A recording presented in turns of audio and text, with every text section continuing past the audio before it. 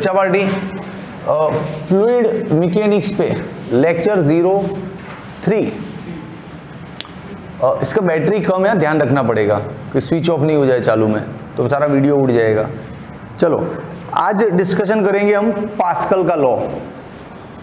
Question शायद 7 number का बन रहा है अपने चैप्टर में, देख लेना। 6-7 लेक्चर 3rd है ये, पास्कल्स लॉ। ओके, अब पास्कल का लॉ लिखो और उसको समझाओ, प्रूव करो। तो जनरली क्या करते लोग, पहले पूरा लॉ लिखते हैं, फिर उसको रट मारते, फिर समझ के देखते। अपना ऐसा नहीं, अपना उल्टा काम है। मैं लॉ लिख ही नहीं रहा हूं, यहां पे जगह छोड़ देता हूं। पास्कल्स लॉ के लिए ये जगह अपन छोड़ रहे हैं, ये 2 लाइन, ठीक है।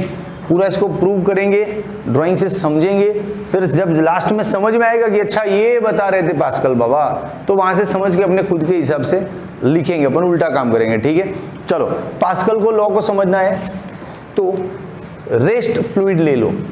रेस्ट फ्लूइड मतलब कंटेनर में भरा हुआ, जैसे टंकी में भरा हुआ पानी, टंकी में भरा हुआ पानी, उसका नल बंद रखो तो वो रेस्ट पे है ना। तो रेस्ट फ्लूइड ले लो, फिर उस फ्लूइड के अंदर उसी लिक्विड ले लो। मैं लिक्विड ज़्यादा क्लियर बोलूँगा तो आपको अच्छा लगेगा। रेस्ट लिक्विड ले लो। अब उस लिक्विड के अंदर कोई भी छोटा सा एलिमेंट, पार्टिकल को फोकस करो। जैसे इतना सारा पानी भरा है तो छोटा सा कोई पानी का ड्रॉप है, उसको देखो, उसके ऊपर ध्यान केंद्रित करो कि इसके साथ क्या क्या हो रहा है, इसके साथ कौन कौन से फोर्स हैं, कहाँ कहाँ क्या क्या प्रेशर है। लेकिन for the convenience of the topic, text book में वो छोटा सा जो ड्रॉपलेट है ना, उसको राइट एंगल प्रिज्म के शेप का लिया गया है, ताकि आपको थियरी आसान सी भाषा में समझ में आ जाए, ठीक है। इमेजिनरी शेप की, मान लो वो ऐसा रेक्टेंगल, राइट एंगल प्रिज्म है, ऐसा ऐसा यूं और यूं, राइट एंगल प्रिज्म के शेप का लिया गया है, तो हम भी लेंगे। चलो तो पहले क्या करते हैं, रेस्ट फ्लूइड ले लेते हैं। ये रहा, देखो रेस्ट मोड पे फ्लूइड ले लेते हैं। कंटेनर में भरा होगा कहीं ना कहीं, ये ले लो कंटेनर। आसान सी थियरी, आपको तुरंत पकड़ में आ जाएगी। और स्कूल एग्जाम में तो पूछ लिया ना तो आपके मार्क्स रोकड़े हैं, यहीं पे लर्न हो जाएगी, याद हो जाएगी। देखो ये ले लिया रेस्ट लिक्विड,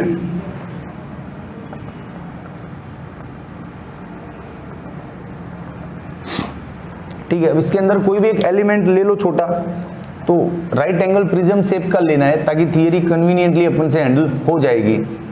तो यहाँ पे ले लो छोटा सा राइट एंगल प्रिज्म। ड्रॉ कैसे करोगे आसानी से, एक ट्रायंगल बनाया, उसके अंदर एक और ट्रायंगल बनाओ,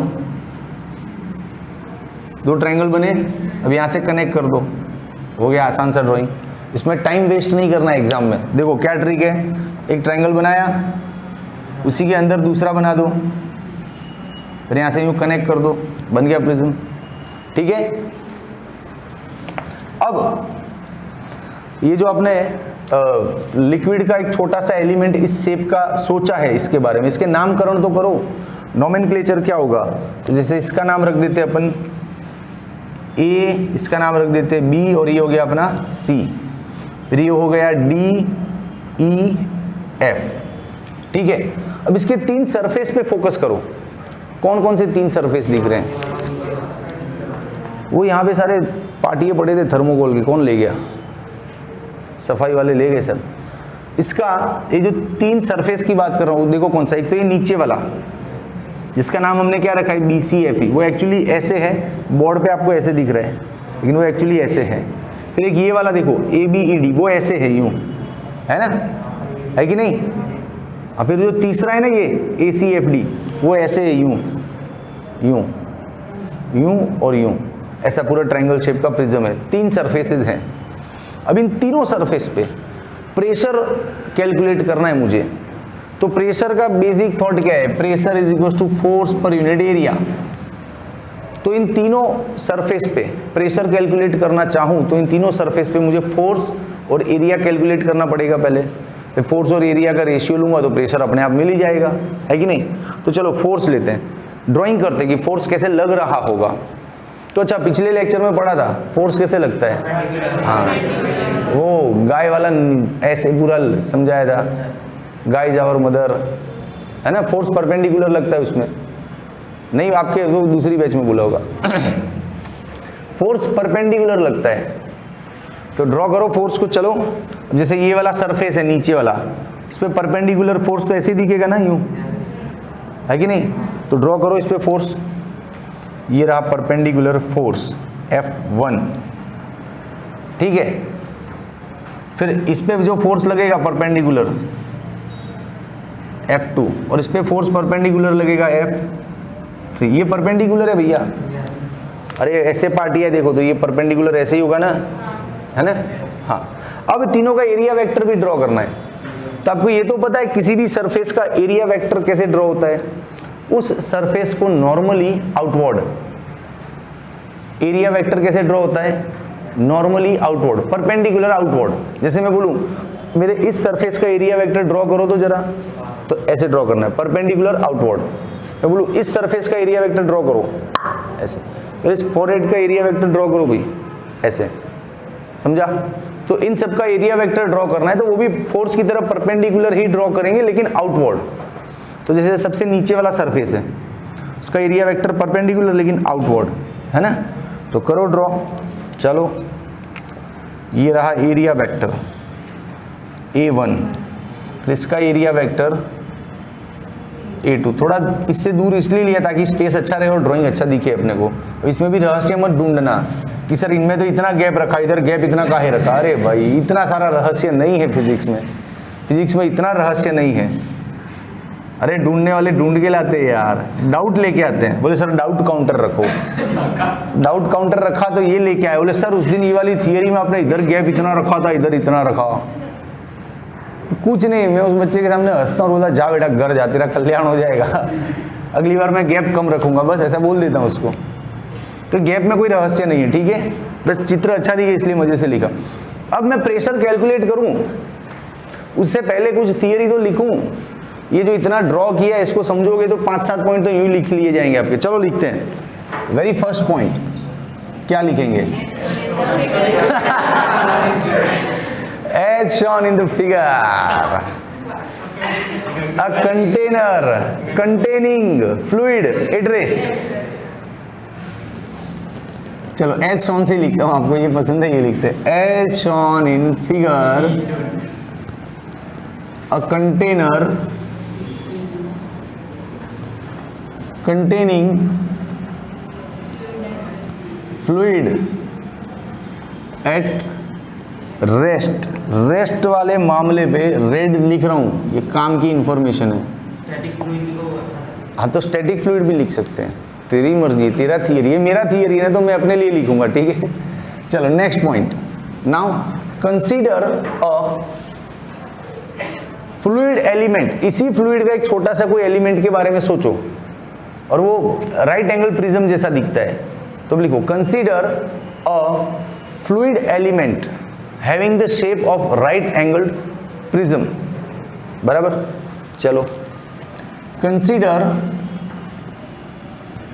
अ fluid element of right angled prism shape. Okay, फिर आगे बढ़ो। अब ये सब सरफेस के नाम लिख लो कि BCFE, फिर ACFD, then ABED are the surfaces of this fluid element, जिसके बारे में अपन ने कल्पना की है। नाम लिख लो यहां से BCFE, फिर ये वाला क्या है ADFC, एंड ये वाला क्या है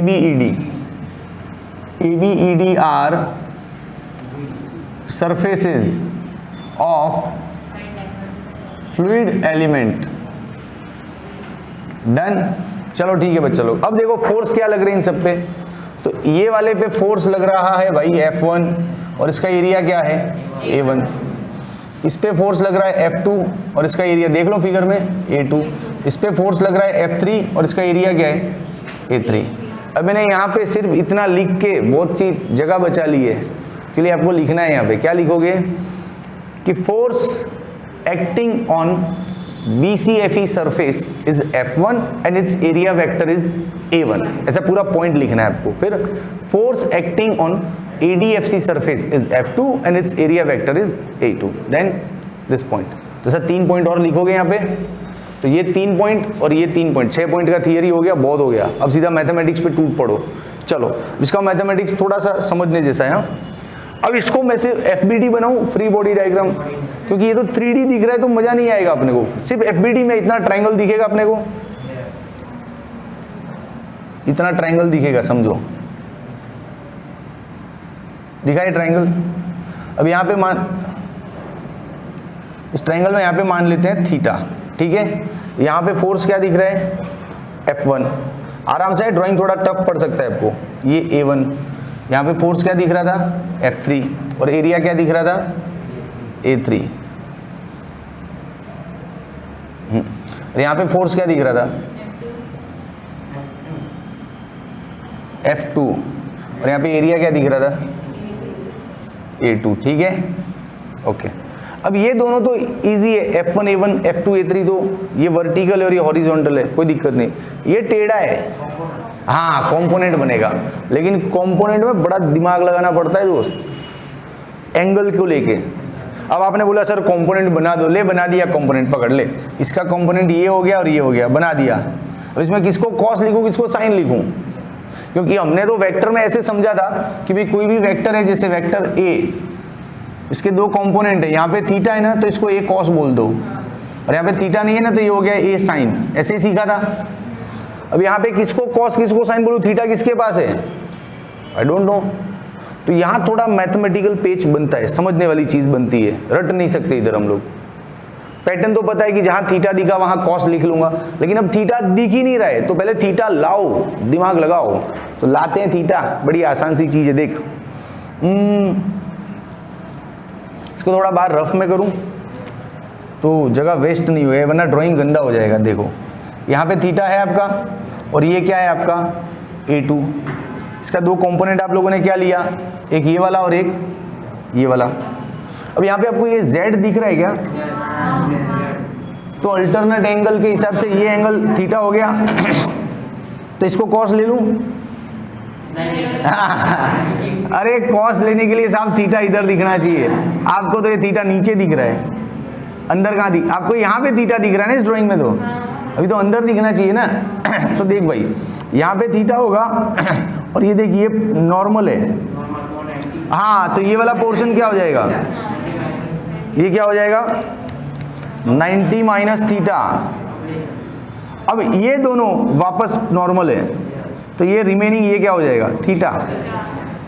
समझ में आ रहा है, ये थीटा और ये 90 माइनस थीटा, तो इन सबका टोटल वापस 90 हो जाएगा ना। समझ में आ रहा है कि नहीं आ रहा है। तो कहने का मतलब यहाँ पे थीटा है तो यहाँ पे थीटा है इस बार, तो थीटा यहाँ बन रहा है मेरा, तो भाई समझे कि नहीं समझे भाई, थीटा का चक्कर नहीं पड़ रहा है ना, पूरा क्लीन समझा है एकदम। अब इसको नाम दे दो A2 cos थीटा, तो इसको नाम दे दो A2 sin थीटा, खत्म कहानी। अभी तो पिक्चर बाकी है मेरे दोस्त, इसके भी तो 2 कंपोनेंट बन रहे हैं, अभी इसमें कहाँ है थीटा का चक्कर। तो फिर ड्राइंग के अंदर कूदते हैं, चलो। ये रफ ड्राइंग इसीलिए लिया था, ये सारा मिटा देता हूं। रुको रे, कोई जल्दी नहीं अपने को। यहां पे लग गया फोर्स F2, तो ट्रायंगल थोड़ा बड़ा करते हैं ना तो चित्र अच्छा दिखेगा। हाँ ये लग गया F2, इसको थोड़ा और आगे आने दे। कहाँ दिक्कत है, एरो ही है ना, वेक्टर का मतलब वो उस डायरेक्शन में जा रहा है, तो और लंबा खींच अपनी कन्वीनियंस के लिए। अब यहाँ से 2 कंपोनेंट ले भैया, तूने यहाँ से लिए थे ना, अरे यहाँ से ले क्या फ़र्क पड़ना है, ठीक है। अब इसको सीधा आने दे, आया, ये है तेरा थीटा, ये है 90, तो ये क्या है, क्योंकि तीनों का टोटल 180 होना चाहिए, है कि नहीं। अब ये 90 माइनस थीटा है, फिर देख ये वापस नॉर्मल है, देख ये नॉर्मल है, तो ये थीटा हो जाएगा ना सर। अब ये थीटा है तो ये भी थीटा है। अरे F बनता है ना उल्टा, 10वीं में नहीं पढ़े गणित, पैटर्न ऐसा बन रहा है, देख ऐसा पैटर्न बन रहा है, तो दोनों एंगल इक्वल होगा ना, तो थीटा यहाँ पे बनेगा। समझा कि नहीं, समझ के करना। हाँ भाई, और पहली बार है तो दिक्कत हो सकती है, इसको 5-7 बार घर में प्रैक्टिस करो, फिर जजमेंट फास्ट होना चाहिए, इमीडिएट थीटा लेना है, क्योंकि एग्जाम में 2 मार्क्स के थियरी में तो इतना टाइम थीटा के पीछे बिगाड़ेगा तो तेरा पेपर बाकी रह जाएगा, है ना। तो इसको जम के प्रैक्टिस कर लो। ठीक है, यहाँ पे बन गया थीटा, तो ये क्या हो गया F2 कॉस, तो ये क्या बन गया F2 साइन, हो गया सब सेटलमेंट।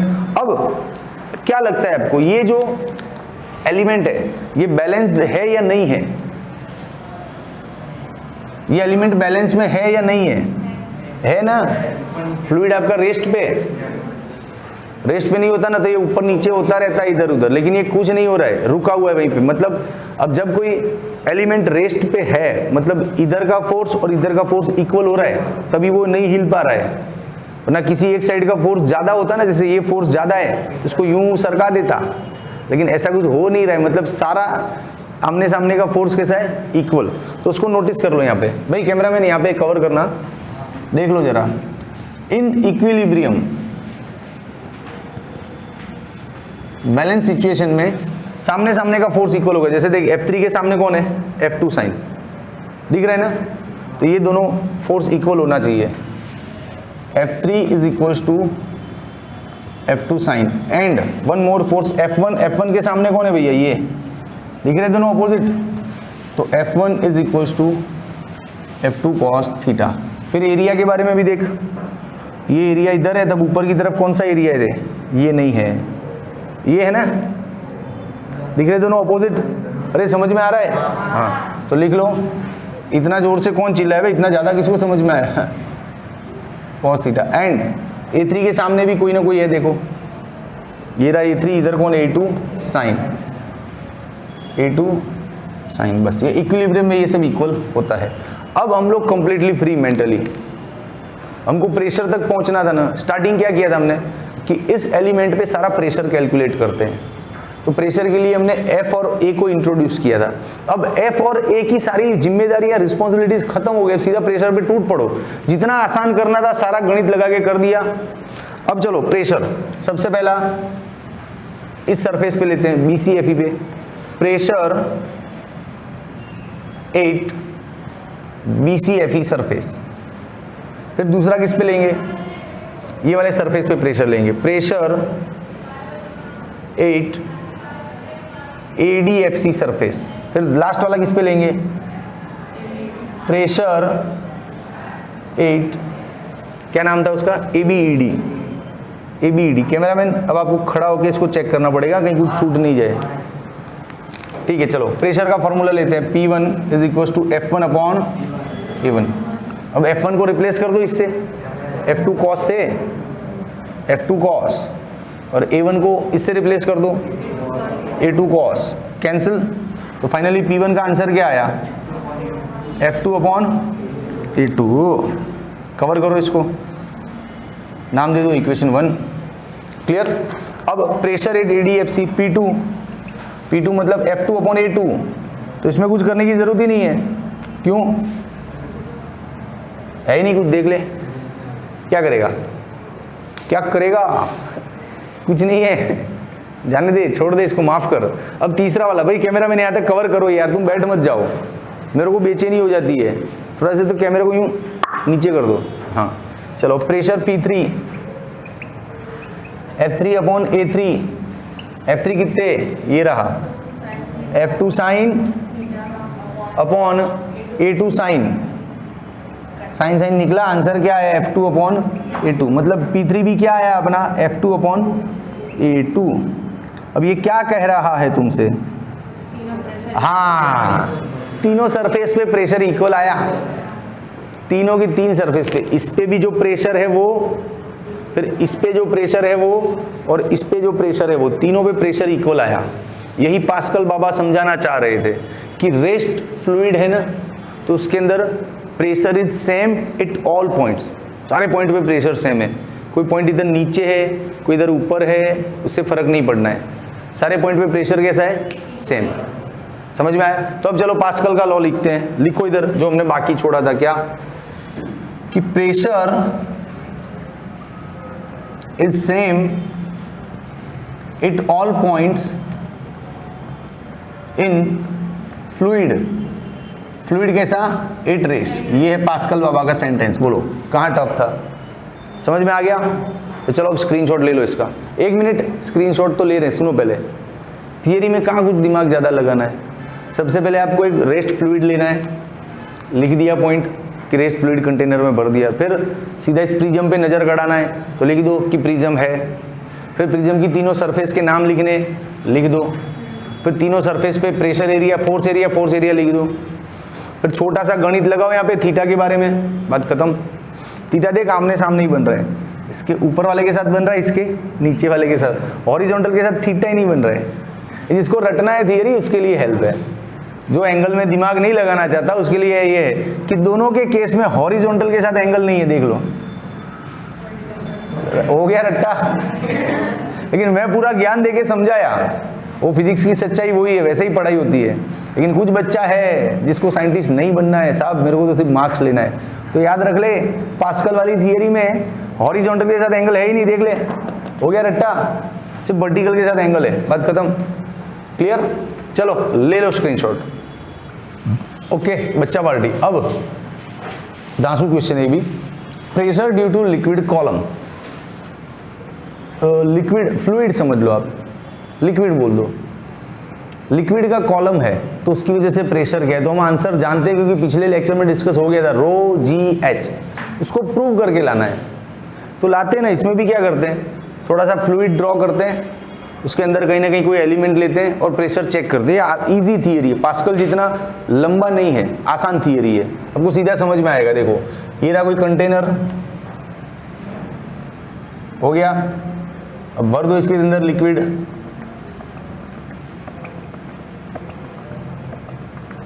भर दिया लिक्विड, लो हो गया लिक्विड। अब इस लिक्विड का कुछ ना कुछ डेंसिटी तो होगा भैया, कुछ तो डेंसिटी होगा, तो डेंसिटी क्या ले लेते हैं इसका, रो, ठीक है। अब इस लिक्विड के अंदर हम कोई ना कोई कॉलम बना लेते हैं, इन्होंने क्लियरली बोला है कि कॉलम का प्रेशर लाओ, तो कॉलम बना लेते हैं। कॉलम मतलब पाइप जैसा पूरा, हाँ, तो कोई भी एक इमेजिनरी कॉलम बना लो इसके अंदर, ये रहा कॉलम बन गया। इस कॉलम का हाइट क्या ले लेते हैं, h हाइट का कॉलम है। मतलब इतना जो लिक्विड है ना, सिर्फ इस पोर्शन का, वो सारा लिक्विड मिलके इधर कितना दबाएगा यूं, वो हमको जानना है। समझ में आ रहा है? अब इस सब आप कल्पना ऐसे करो कि आजू बाजू में से सब भूल जाओ और समझ लो इसको पकड़ के बाहर ले आए, इधर ले आए बाहर, इतना सा पानी हम बाहर लेके आ गए। अब इसके नीचे एक कागज रख दे, तो ये सारा पानी मिलके इस कागज को कितना दबाएगा वो फाइंड करना है हमको। Pressure due to this column of liquid, ये हमारा मोटिव है इस थियरी के अंदर। समझ में आ रहा है क्या पढ़ना है? अब है इजी, एकदम इजी है, सिर्फ नरेशन थोड़ा ढंग से होना चाहिए। जैसे देखो यहाँ पे नाम दे दो 0.1, यहाँ पे नाम दे दो 0.2। अब बहुत आसान सी बात है यार, ये 0.1 पे प्रेशर कौन लगाएगा? ये जो ऊपर वाला लिक्विड है वो सारा इसको दबाएगा ना।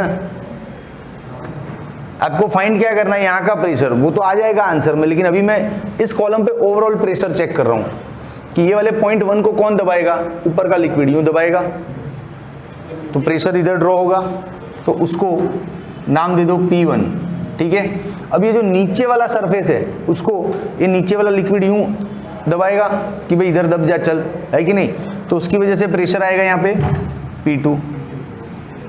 क्लियर है? सरफेस एरिया दोनों का इक्वल है, एरिया इसका भी A है और इसका सरफेस एरिया भी A है कि नहीं।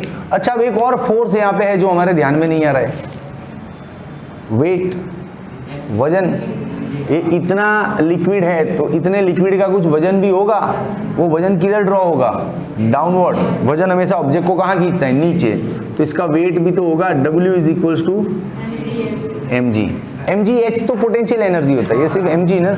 हाँ, ड्राइंग को देखो आराम से, मैंने जो पढ़ा है वो फील हो रहा है कि नहीं? चल मकवाना, ये P1 क्या है, किस पे है, ऊपर वाली सरफेस पे। कौन लगा रहा है ये प्रेशर? इस सरफेस के ऊपर जितना भी पानी है वो इसको दबा रहा है साहब, है कि नहीं। ये P2 क्या है, नीचे वाली पे प्रेशर। नीचे वाली को प्रेशर कौन कर रहा है, ये वाला पानी इसको ऊपर धक्का मारा है, चल निकल यहाँ से, चल, है ना। ये mg क्या है, वजन है सिर्फ इतने कॉलम का, बाकी के का नहीं, सिर्फ इस कॉलम का। तो इतना चित्र बना लिया तो पहले लिख ले 5-7 पॉइंट थियरिकल मस्त। स्टोरी तो लिखना है, क्या लिखना है? एक थप्पड़ मारूंगा, हर बार एच साउंड को लेके घूमते रहते हो, कुछ नया लाओ।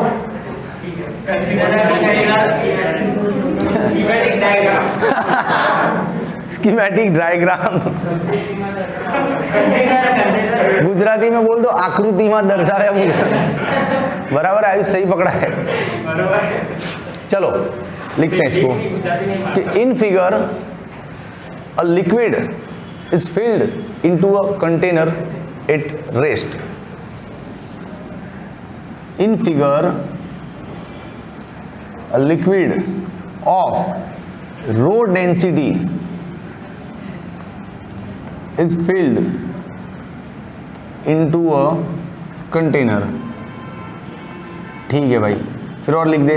Now consider a liquid column of h height। Simple। Consider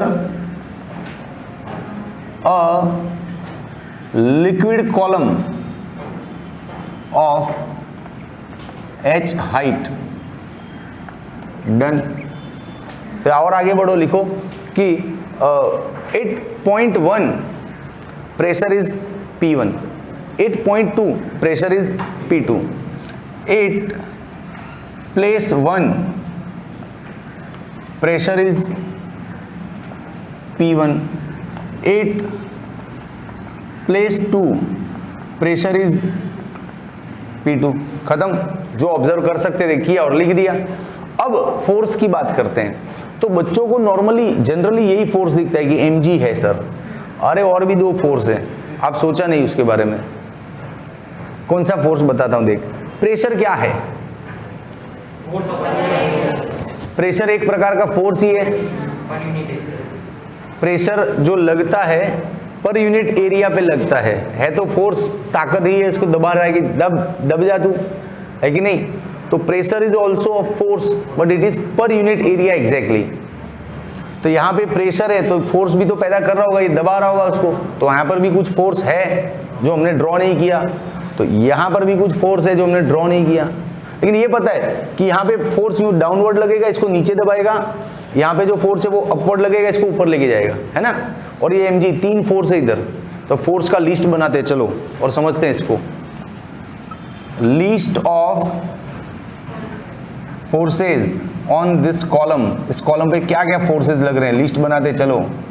सबसे पहला वेट, जो आसानी से दिख रहा है, लिख लो W is equal to mg। अच्छा, मास मतलब रो इंटू v ले लूं? कहाँ से लाए सर? तुम रहने दो, तुमसे ना हो पाई। छोड़ो, कॉमर्स पढ़ा है। अरे पिछले लेक्चर में तो पढ़ा था, density is equal to mass upon volume. Density is equal to mass upon volume. क्या पढ़ा था? Mass upon volume. ठीक है। अब ये जो वॉल्यूम है इसको एरिया इंटू हाइट लिख सकते हैं। सर ये तो आपने कभी नहीं पढ़ा है। सर सच बोलो, ये तो कभी नहीं पढ़ा है। अरे वॉल्यूम 10वीं में नहीं पढ़ा? LBH। अब LB मतलब एरिया। हालांकि मैंने ये कभी नहीं पढ़ा है, लेकिन अब 10वीं में कहीं तो पढ़ा होगा। ठीक है, तो ये हो गया वेट फोर्स। किस डायरेक्शन में है? डाउनवर्ड है। ठीक है। अब 2 फोर्सेज और है। ये P1 की वजह से फोर्स, भाई कैमरामैन कवर करना। Force due to P1 is equals to F1। और फोर्स क्या होता है? पा। बे यार तुम लोग हाँ नहीं करो, सुन लो पहले। हाँ मतलब बहुत ज्यादा जानते हो, मतलब आगे सर सुनना पसंद नहीं, चुपचाप लिखते जाओ, शांति रख। फोर्स अलग अलग सिचुएशन में अलग अलग होता है। हर बार F इज इक्वल टू पा नहीं होता है, माँ भी होता है कि नहीं? तो जाने दे, मैं भाषण नहीं करता, इस पे सीधा पा लिख देते, छोड़ो ना। कुछ अच्छा स्पीच दे रहा था, लेकिन आपकी शक्लें देख के लगा कि जाने दे। अब तीसरा, फोर्स ड्यू टू P2 ये तीनों फोर्स हो गए। अब ये जो ये वाला फोर्स है ऊपर वाला, वो डाउनवर्ड है, ये वाला अपवर्ड है, दिख रहा है? बस तो बच्चा 3 फोर्स का लिस्ट बना लिया।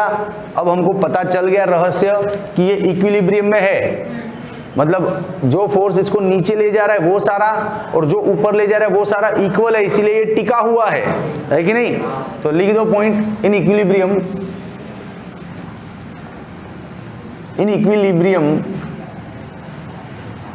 नीचे ले जाने वाला, ऊपर ले जाने वाला फोर्स कौन सा है? सिर्फ ये F2, और नीचे कौन ला रहा है? F1 प्लस वेट, है कि नहीं? अब लिख दो P2A P1A, और वेट क्या बनाया था अपन ने?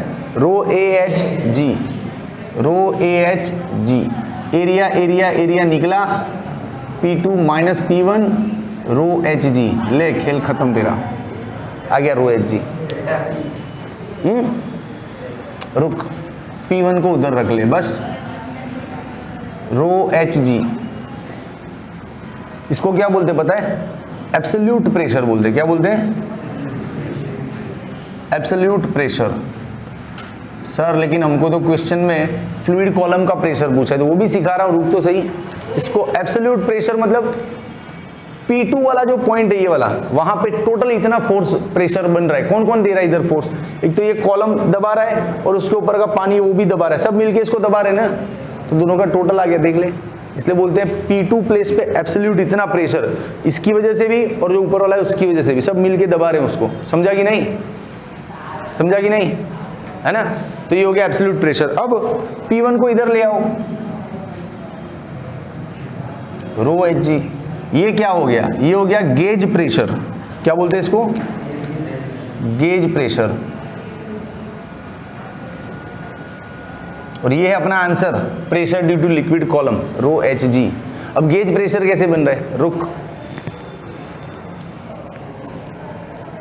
ये P2 माइनस P1 है यार, नहीं समझ रहे हो आप? मतलब ये और ये, इन दोनों को एक दूसरे में से माइनस करो, जो बचेगा वो यही होगा ना, एग्जैक्टली। तो दिखा रहा है ना गेज प्रेशर। समझा कि नहीं? पक्का?